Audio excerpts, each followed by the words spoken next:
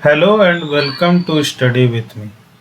तो झारखंड के अंदर में 60-40 का जो मामला है वो काफ़ी समय से चल रहा है। 60-40 की जो नियोजन नीति का मामला है, तो इसे मैंने पहले भी एक्सप्लेन किया है एक वीडियो में। आज इस पर वीडियो बनाने का मतलब ये है कि 60-40 का मामला फिर से सामने आया है और इस पर जो है झारखंड के जो स्पीकर है रविंद्रनाथ महतो, इनका एक बड़ा बयान सामने आया है और इन्होंने 60-40 को लेकर जो विरोध हो रहा है, इस 60-40 के कुछ फायदे भी यहाँ पे बताए हैं। तो क्या है पूरा मामला, आज के सेशन में हम लोग वही डिस्कस करेंगे और देखेंगे डिटेल में कि स्पीकर का इस पर क्या कहना है और 60-40 से किस तरह से फायदा हो सकता है और विरोध जो हो रहा है उसको रोका जा सकता है। तो आइए देखते हैं बिना किसी देरी के आज के सेशन को हम लोग शुरू करते हैं।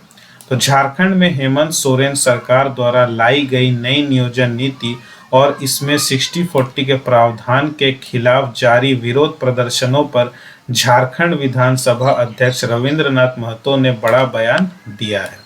क्या है बड़ा बयान, देख लेते हैं कि झारखंड में हेमंत सोरेन सरकार द्वारा लाई गई नई नियोजन नीति और इसमें 60-40 के प्रावधान के खिलाफ जारी विरोध प्रदर्शन पर झारखंड विधानसभा अध्यक्ष रविंद्रनाथ ने ये बड़ा बयान देते हुए कहा कि अपने विधानसभा क्षेत्र में आयोजित एक जनसभा को संबोधित करते हुए बीजेपी पर परोक्ष हमला बोलते हुए स्पीकर ने कहा कि छात्रों को नई नियोजन नीति का भ्रमित किया जा रहा है।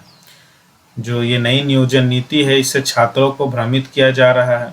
छात्र नारा लगा रहे हैं कि 60-40 नहीं चल। तो छात्र जो है वो क्या नारा लगा रहे हैं अपने विरोध प्रदर्शन में कि 60-40 नहीं चल। तो नहीं चल तो यानी लोकल भाषा में ये बोल रहे हैं कि 60-40 जो है वो नहीं चलेगा। एक्चुअली 60-40 है क्या, मैंने पहले भी डिस्कस किया, फिर भी एक ओवरव्यू दे दूं कि 60-40 जो है कि यहाँ पे सरकार का ये कहना है, ये प्रावधान है नई नियोजन नीति के लिए कि जो लोग झारखंड के मूल निवासी हैं, जो झारखंड के रहने वाले हैं, यहाँ के बासिंदा, यहाँ के जो स्टूडेंट है लोकल, उन्हें 60% जो है वो आरक्षण यहाँ के लोकल स्टूडेंट्स को मिलेगा और ये जो 40% जो आरक्षण है ये ओपन टू ऑल रहेगा।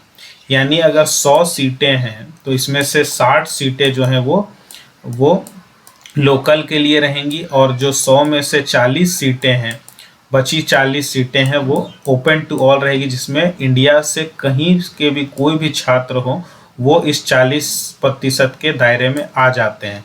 तो इसी का विरोध जो है यहाँ के छात्र कर रहे हैं कि 60-40 नहीं, इसे बढ़ाकर जो है वो, मतलब छात्र की मांग जो है वो है 90-10 की।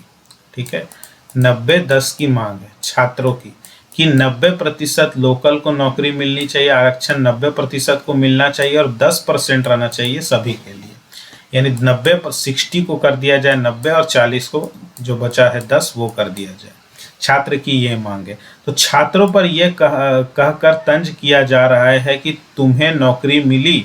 स्पीकर ने कहा कि मैंने बहुत सारे बुद्धिजीवियों, नेताओं और कॉलेज के प्राध्यापकों से बातचीत की, लेकिन उनको भी नीति में वर्णित 60-40 की स्पष्ट जानकारी नहीं है। मतलब स्पीकर ने कहा कि उन्होंने बहुत सारे बुद्धिजीवियों से, सभी से बात की, नेताओं से, कॉलेज के प्राध्यापकों से भी बातचीत की, लेकिन उन्हें भी 60-40 जो स्पष्ट उनकी जानकारी नहीं है। पूछने पर कहते हैं कि इसका मतलब है कि 60 स्थानीय और 40 बाहरी, जबकि ऐसा नहीं है। मतलब ये जो एक्सप्लेन किया जा रहा है 60-40 की, 60 लोकल के लिए, 60-40 बाहर के लिए, तो स्पीकर जी का यह कहना है कि इसका मतलब ये नहीं है। इसका क्या मतलब है उन्होंने बताया। तो स्पीकर ने समझाया 60-40 का मतलब, तो मतलब स्पीकर के अनुसार 60-40 का मतलब कुछ और ही है। तो क्या बताया वो देख लेते हैं कि स्पीकर रविंद्रनाथ महतो ने कहा कि नई नियोजन नीति में सरकारी नौकरी के वर्णित 60 से तात्पर्य आरक्षण कोटा से है।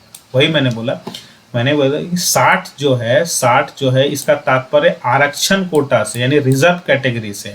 इसमें 28%, इस 60 में से भी 60 को भी डिवाइड किया गया है।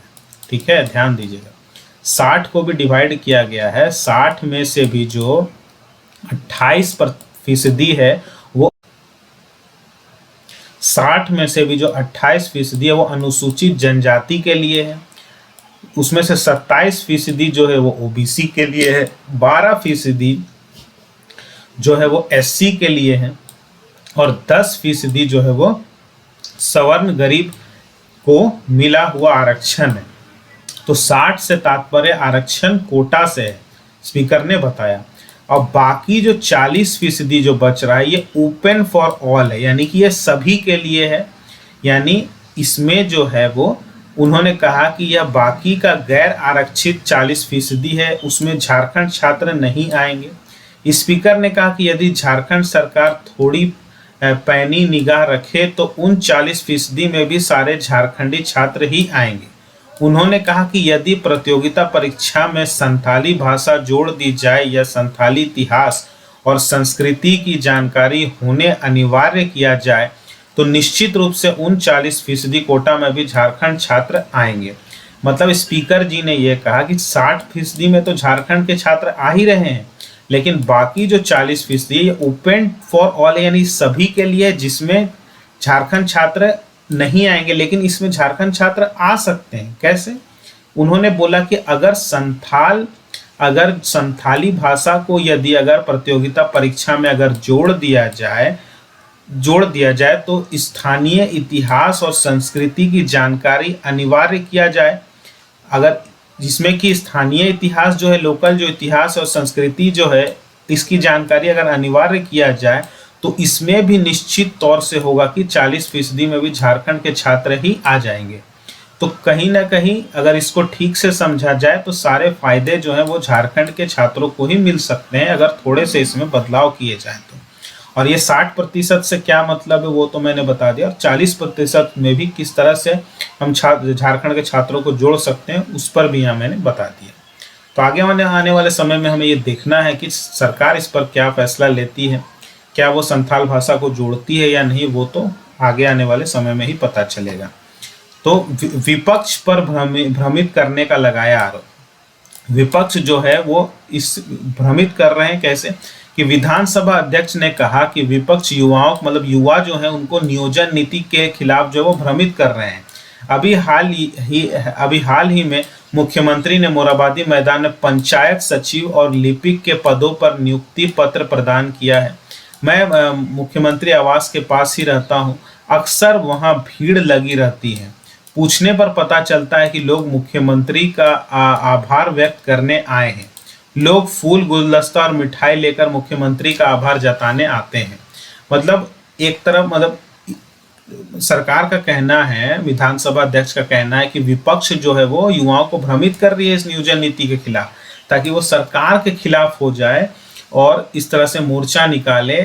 लेकिन वहीं अगर दूसरी ओर अगर देखा जाए तो मुख्यमंत्री जो है, मतलब यहाँ पे बताया गया कि किस तरह से जो है वो विपक्ष जो युवाओं को इस नीति के खिलाफ भ्रमित कर रहे हैं। ऐसा कुछ नहीं है, जो भी नीति आ रही है वो छात्रों के भलाई के लिए ही आ रही है, लेकिन इसको ठीक से समझने की बस जरूरत है। स्पीकर ने राजभवन पर भी साधा निशाना। स्पीकर ने बोला कि स्पीकर ने स्थानीय सरना धर्म कोड और आरक्षण विधेयक राज्यपाल द्वारा लौटाए जाने की चर्चा करते हुए राजभवन और बीजेपी पर निशाना साधा।